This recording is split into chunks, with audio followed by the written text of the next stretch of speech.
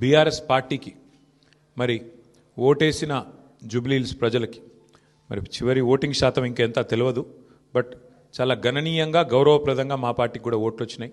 మరి మాకు ఓటేసిన జూబ్లీహిల్స్ ప్రజలందరికీ కూడా పేరు పేరున వారికి కూడా కృతజ్ఞతలు. సరే, సహజంగానే ఒక రాజకీయ పార్టీగా ఎన్నికల్లో దిగినప్పుడు గెలుస్తామనుకొని దిగుతాం, గెలుస్తామనుకొని కొట్లాడతాం, గెలవాలని కొట్లాడతాం, అట్లనే కొట్లాడినాం. గత 2 ఏళ్లుగా బీఆర్ఎస్ పార్టీ ప్రధాన ప్రతిపక్ష పార్టీగా తన పాత్రను అద్భుతంగా పోషించింది. ప్రజా సమస్యలను మరి కేంద్రంగా చేసుకొని ప్రజల వాదనను, ప్రజల వేదనను ఇవాళ ప్రభుత్వం ముందు పెట్టడంలో, అది శాసనసభలో అయితేనేమి, ప్రజాక్షేత్రంలో అయితేనేమి, సోషల్ మీడియాలో అయితేనేమి చాలా బలంగా బీఆర్ఎస్ పనిచేస్తున్నది.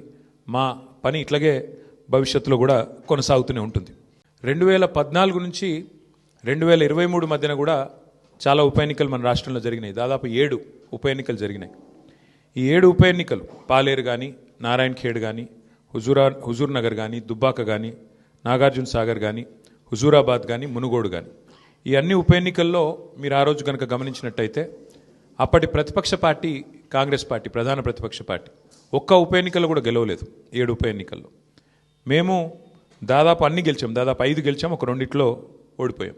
అంతే తప్ప మరి ప్రతిపక్షంలో ఉన్న కాంగ్రెస్ పార్టీ ఆనాడు ఒక్క ఉప ఎన్నికల్లో గెలవకపోయినా చివరికి మళ్ళీ 2023 సార్వత్రిక ఎన్నికల్లో వారు విజయం సాధించారు, గవర్నమెంట్ కూడా ఫామ్ చేశారు.